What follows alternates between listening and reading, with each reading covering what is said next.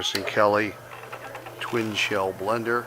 This particular one has the pin intensifier bar you can see there. Break up any lumps, agglomerations. Has these nice little guarded toggle switch covers.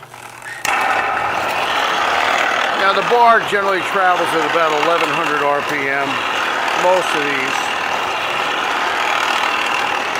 This is a 4-quart model. Our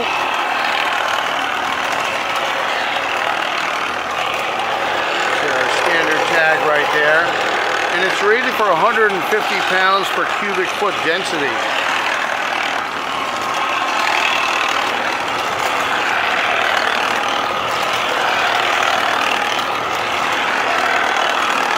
And of course, as a lot of you know, the shell won't run unless the bar is on.